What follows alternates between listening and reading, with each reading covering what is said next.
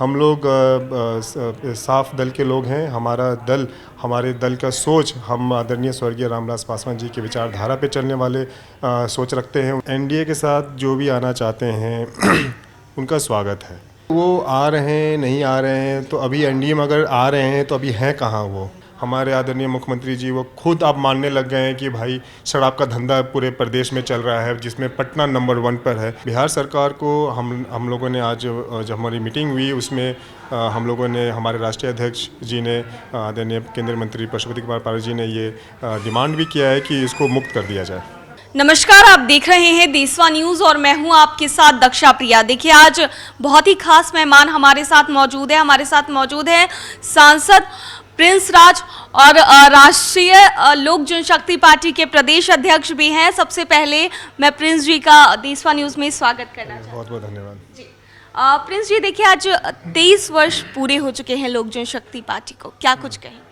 देखिए, बहुत खुशी का दिन है आज कि हमारी लोक जनशक्ति पार्टी, आज उसका 23वां स्थापना दिवस हम लोग मना रहे हैं। आज हम लोगों ने रविंद्र भवन में पूरे अपने कार्यकर्ताओं के साथ बड़े ही धूमधाम के साथ शायद मनाया। जी। तो ऐसी स्थिति में स्वर्गीय श्री रामविलास पासवान जी को कितना मिस करते हैं आप लोग? बिल्कुल, उनकी तो याद पल पल आती है।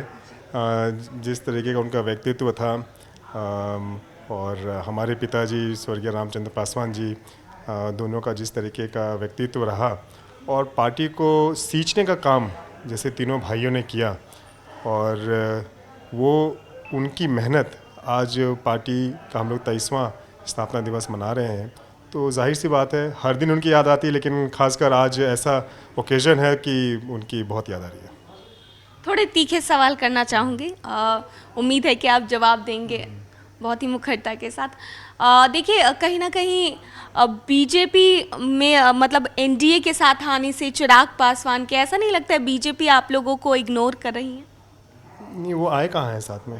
जी, लेकिन उन्होंने ऐलान तो कर दिया, औपचारिकता बाकी है, लेकिन ऐलान किसने ऐलान किया है? जी, उन्होंने कहा है कि वो आ रहे हैं साथ में, चिराग जी ने खुद ही कहा है। देखिए, एनडीए के साथ जो भी आना चाहते हैं उनका स्वागत है। अब वो आए कि नहीं आए, किस कंडीशन के साथ आ रहे हैं, कि अनकंडीशनली आ रहे हैं, वो कब आ रहे हैं, क्यों आ रहे हैं, किस मनसा के साथ आ रहे हैं, तन मन धन के साथ आ रहे हैं कि तन कहीं और है मन कहीं और है, इस लक्ष्य के साथ आ रहे हैं, तो वो जो भी पार्टी आना चाहती है उनको स्पष्ट करना चाहिए। लेकिन हम अपनी पार्टी के लिए हम कह सकते हैं, हमारा दायरा हमारा पार्टी है, और हमारी राष्ट्रीय लोक जनशक्ति पार्टी, हम बिहार प्रदेश यूनिट के हम अध्यक्ष हैं। उसके तहत हम राष्ट्रीय लोक जनशक्ति पार्टी एनडीए का एक अहम हिस्सा है, थी और हमेशा रहेगी। जी। देखिए, कहीं ना कहीं ये सवाल हमेशा से उठता रहा है, जब से ये चर्चा में आई है कि एनडीए में आ रहे हैं चिराग पासवान, तब से ये चर्चा में ये सवाल उठ रहा है कि परिवार क्या एक साथ हो सकता है? देखिए, वो आ रहे हैं, नहीं आ रहे हैं, तो अभी एनडीए में अगर आ रहे हैं तो अभी हैं कहाँ वो?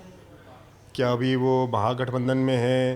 तो मन यहाँ, समर्थन वहाँ, समर्थन यहाँ, मन वहाँ, तो इस तरह की राजनीति हमें नहीं लगता ये अच्छी राजनीति है। आपको अपना एक रास्ता अपनाकर एक सीधे रास्ते पे आपको चलना चाहिए, और जो भी लोग जहाँ भी जाना चाहें, महागठबंधन में आप देख लीजिए, वहाँ के साथ में रह के वहाँ पे एक चुनाव कोई और लड़ रहा है, साथ में नहीं है मुकेश सहनी, कहीं और चुनाव लड़ रहे हैं, ये सब चीज़ें हमें समझ में नहीं आती हैं।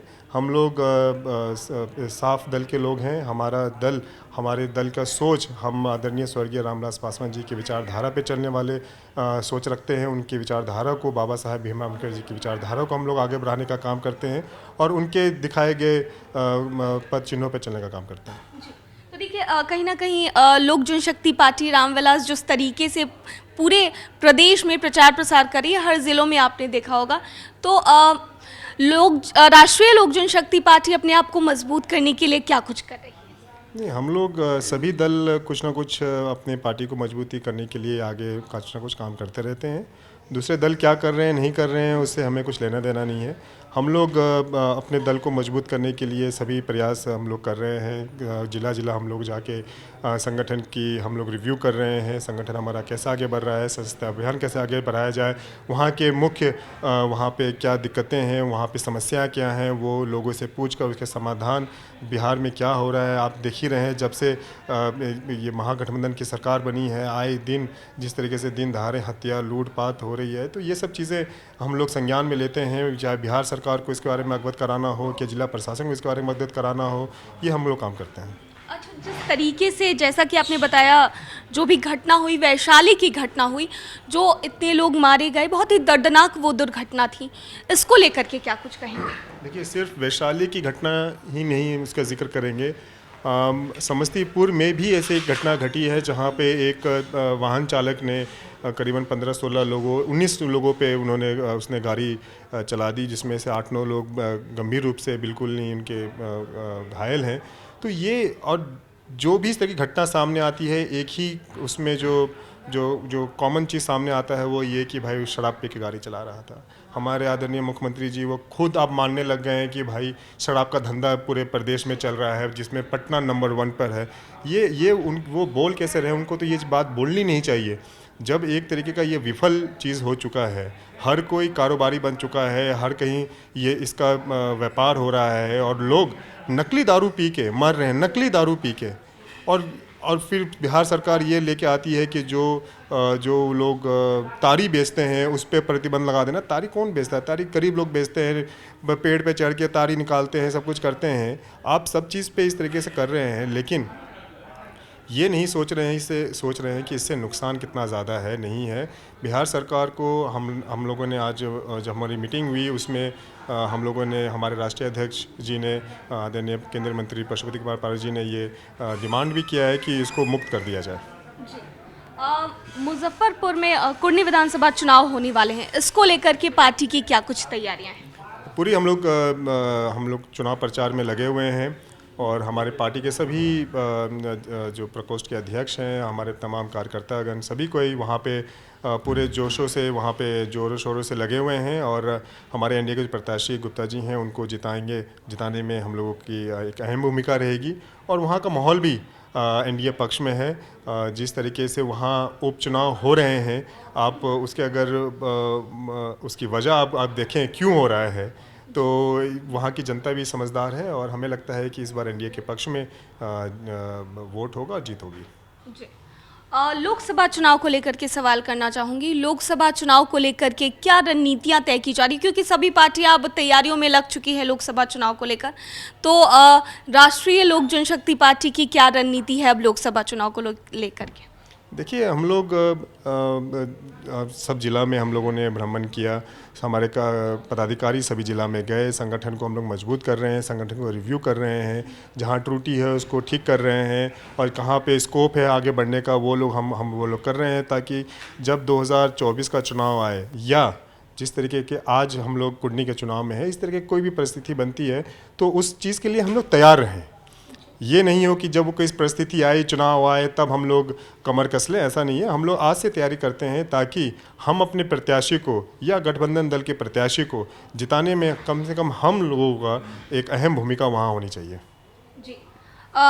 युवा सांसद हैं आप और कहीं ना कहीं युवाओं के चहेते हैं, और बिहार में अब देख रहे हैं कि युवा बढ़ चढ़ कर हिस्सा ले रहे हैं राजनीति में।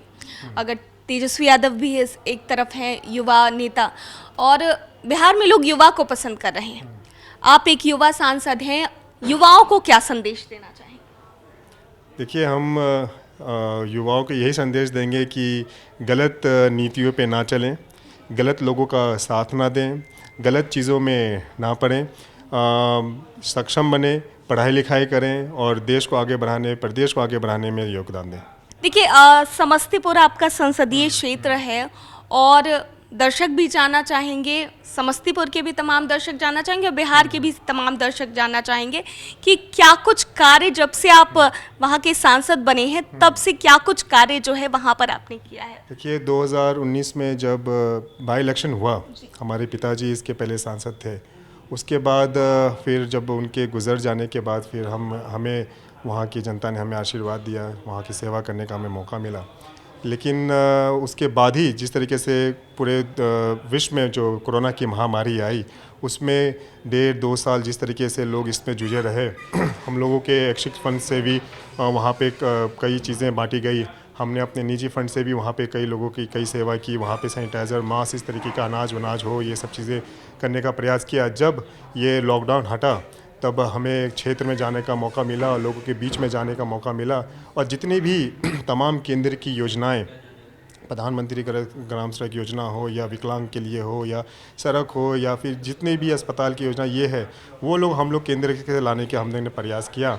लेकिन एक जो दुर्भाग्य हम कहेंगे कि बिहार का रहा है, वो ये दुर्भाग्य रहा है कि कभी भी केंद्र और राज्य में एक सरकार नहीं रही।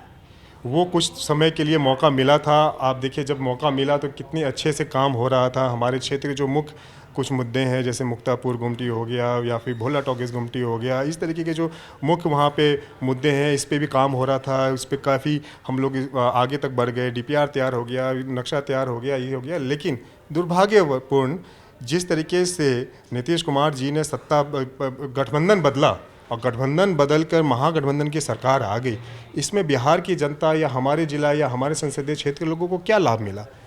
फिर अब वो राग अलाग रहे हैं कि भाई केंद्र से पैसा नहीं आ रहा है, इस पे बोल रहे हैं कि वो नहीं कर रहा है, तो ये बोल रहे हैं तो ये नहीं कर रहा है। तो आप ये करने के लिए वहाँ गए थे, तो ये तो दुर्भाग्य है।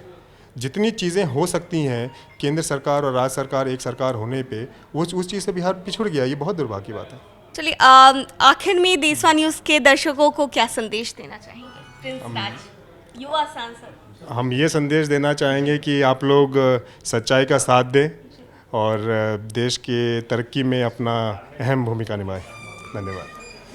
बहुत बहुत धन्यवाद। देखिए, हमारे साथ अभी जुड़े थे युवा सांसद हैं प्रिंस राज, और उन्होंने बड़े ही मुखरता से हर सवालों का जवाब दिया। हमने हर मुद्दे पर इनसे बातचीत की और बड़े ही नम्र तरीके से और मुखरता से इन्होंने हर सवाल पर अपनी राय दी। देशवा न्यूज़ में फिलहाल के लिए इतना ही। बने रहिए हमारे साथ देश और दुनिया की तमाम खबरों के लिए। धन्यवाद।